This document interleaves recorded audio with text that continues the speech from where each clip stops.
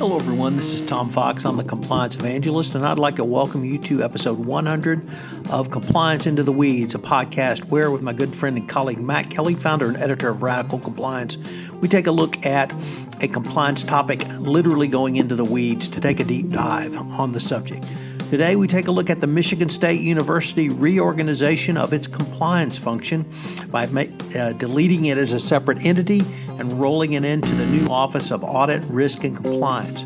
We ask, or rather explore, whether or not this is a good idea given the all-encompassing scandal Michigan State is involved in with Larry Nassar. We take a look at the leadership of interim President John Engler and whether he really understands or even gets compliance. It's a fascinating exploration of a very timely topic, unfortunately one that will be haunting Michigan State for years to come. This is Tom Fox. Compliance Into the Weeds is a part of the Compliance Podcast Network. Hello, everyone. This is Tom Fox, back again for another episode of Compliance Into the Weeds with Matt Kelly, founder and editor of Radical Compliance, and as we now know, the coolest guy in compliance. So, Compliance Into the Weeds is the podcast that takes a deep dive, literally going into the compliance weeds each week. Today, we're going to revisit a topic that's near and dear to my heart and something that Matt has written on a couple of times now, and that's the ongoing imbroglio at Michigan State University. So, Matt, first of all, welcome, and thanks for writing about this, and I'm interested to hear your thoughts on what's going on at MSU. Yeah, thank you, Tom. It's always a pleasure to be here. So this streaked across my radar screen earlier this week where apparently Michigan State, under the leadership of acting President John Engler, former governor of Michigan, the whole state of Michigan, John Engler had announced in June that as a result of the ethics and compliance scandal involving the university and Larry Nassar, the Michigan State affiliated doctor who had abused hundreds of women with the U.S. gymnastics team over many, many years. And apparently the university turned a blind eye and a deaf ear to those complaints for decades. As a result of that Larry Nassar mess that had happened, John Engler said Michigan State was going to create a new Office of Ethics, Risk Management, and Compliance, and he announced that last June to much fanfare. And now the fanfare has faded because this week he announced that idea is being reorged out of existence. So now they are going to have the ethics and compliance function at Michigan State report into a new Office of Audit, Risk, and Compliance, starting, I think, on November 1st, which was yesterday. And that whole office will be headed up by Michigan State's head of internal audit, a woman by the name of Marilyn Tarrant, who has been heading up audit there, I think, since 2015 or 2013. But she's a longtime internal audit professional. And now she'll be heading up this new amalgamated office related to risk management. And here we are. So it's actually Marilyn Tarrant. Tarrant, thank you. Tarrant. But I guess, Matt, a couple of things. First of all, as a full disclosure, I'm an MSU grad, so I do have a fair amount of passion around this. And what I see is a couple of things. First of all, I have to say, I just don't think John Engler gets compliance. He did agree to a settlement, a massive settlement, and I do acknowledge that. It's unfunded at this point by the Michigan legislature, so it's unclear where the money will be coming from, but he did get that off the table, which was certainly positive. But going forward, I just have a lot of difficulty seeing the positive nature of what this move could be, particularly where we now need not only transparency and hyper-transparency, but a full cultural change away from business as usual. When you point out correctly so, there are examples of other universities and educational institutions and nonprofits who have a structure of compliance in audit, risk, and compliance. But I just think in this situation, you've got to have compliance front and center with a direct report to the board, with a chief compliance officer saying business as usual is not acceptable here. And because of the situation we are in, we're going to go the extra mile. And I just don't see that in this move.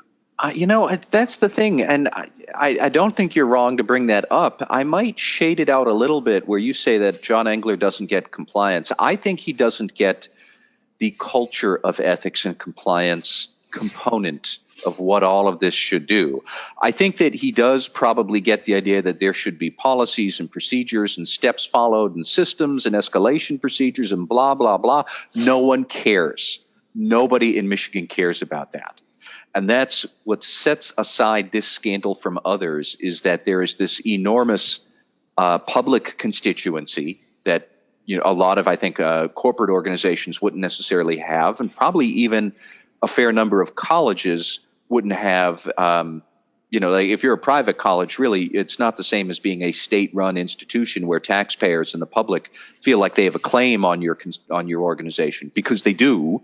And that's Michigan State with that constituency, and then just the horrendous sense of betrayal that lasted for so long at Michigan State. Like, that's about ethics and culture and showing your constituencies that they are heard when they raise alarms. Not just that if they want to raise an alarm, here is Form 16B, please fill it out in triplicate, and then we'll investigate. Engler seems to get that part of it. The dry, desiccated thing. So he's not wrong to say this could work, but the ethics and the cultural component of this and the nuance there, I don't see that reflected here yet. We could be wrong. Perhaps Marilyn Tarrant does have a good gift for that, but traditionally that is not something a career audit person would spend a lot of time on compared to a career ethics and compliance person. Yes, that Marilyn Tarrant, as head of this new office, will answer directly to the university president and the board of trustees. That's one step in the right direction. But I think about, I would put it to John Engler. Let's say Marilyn Tarrant at some point, that she moves on. Would an ethics and compliance officer with that background, would a person like that also be able to manage this Office of Risk, Audit, and Compliance easily?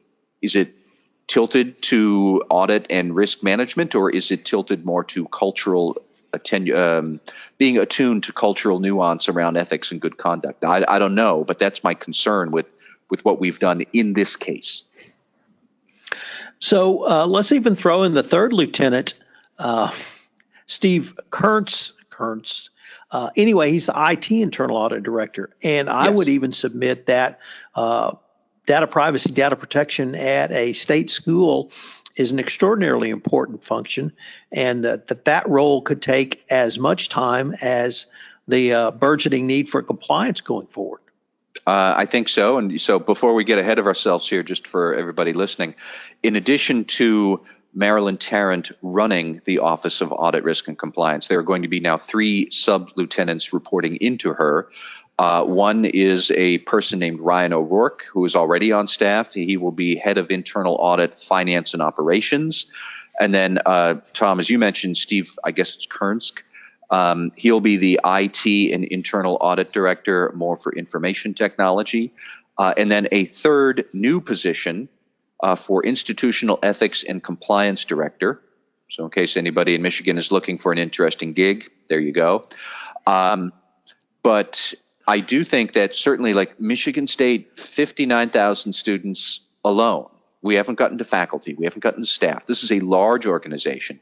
So how many of them are European nationals that are subject to the GDPR, where the GDPR really expects a relatively senior person to be in charge of privacy? And I'm not sure that a internal audit director would necessarily be that. Maybe there is a chief privacy officer elsewhere in the university. I'm not aware of that. But wouldn't that compliance concern roll into this office? I don't know. But so much of this, it does, like Michigan State has a very big and diverse range of regulatory compliance and risk management needs. And I don't know that fitting them all into one office is really, like, is that going to be practical? I'm not sure. So, Matt, one of the things I don't think we've really explored on this podcast is the structure of a corporate compliance function or a compliance function. This move by Michigan State really moves our discussion into the structure of a compliance program. And as you note, that can be one of the indicia of how seriously an organization takes compliance. I was wondering what your thoughts might be on why or why not a compliance office should be a standalone office in this situation for Michigan State. What are some of the other considerations besides just doing compliance? Well, like I had mentioned earlier, I think just the gesture it would send to the public about how seriously you take the cultural and ethical challenges that Michigan State has to fix. That alone is worth thinking, should we maybe just have a dedicated Office of Ethics and Compliance? I somewhat wonder, is Michigan State doing this simply as a cost-cutting move? Because, as you said, John Engler did agree to a settlement of, I think it's $500 million for all of these claims.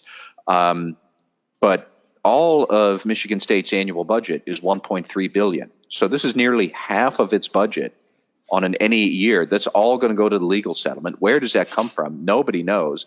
Maybe there'll be a special assessment from the legislature or something like that. But cost cutting and frugality are going to be the watchword for Michigan State for a long time. And if any of that is driving this thought here, I'm not really sure that's going to work.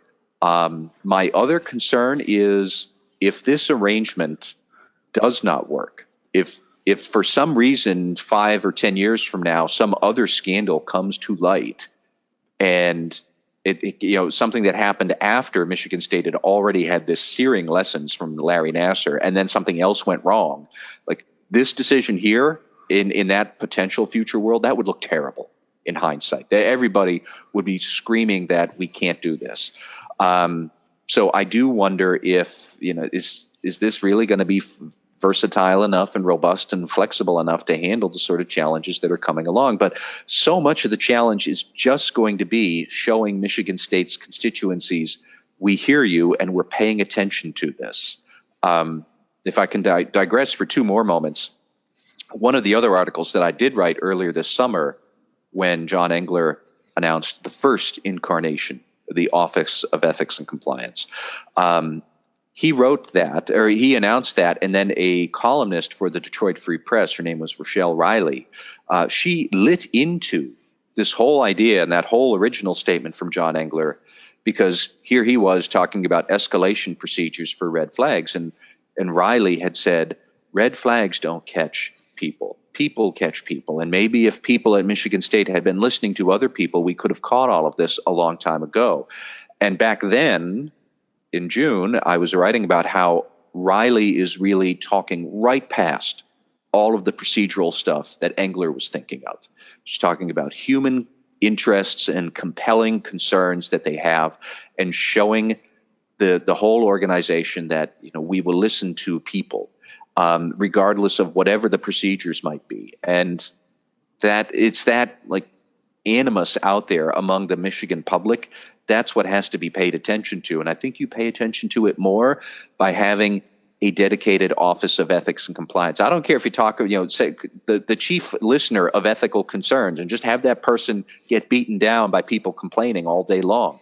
I know it's a big university. I know there's a lot of people who will come with crazy complaints, but this is now going to be the job, because they didn't hear the Larry Nassar complaints and they just cast a pall over everything else Michigan State has been trying to do, because they messed that up so severely. So that's kind of where I come down on those issues. So I think, Matt, we're just going to have to keep watch on this one and see where the story may go next. Indeed. As always, Matt, a pleasure. I've been visiting with Matt Kelly on our Compliance Into the Weeds, not Radical Compliance. That's Matt's podcast. So, Matt, as always, thank you. Thank you, Tom. This is Tom Fox again. Thank you for listening to this episode of Compliance Into the Weeds. If you have any questions, you can email me at tfox@tfoxlaw.com. You can email Matt at mkelly@radicalcompliance.com. Thanks again for listening to this week's episode, and I hope you'll join us again next week where we take a deep dive into another compliance topic, literally going into the weeds to geek out and explore the topic. Compliance Into the Weeds is a part of the Compliance Podcast Network.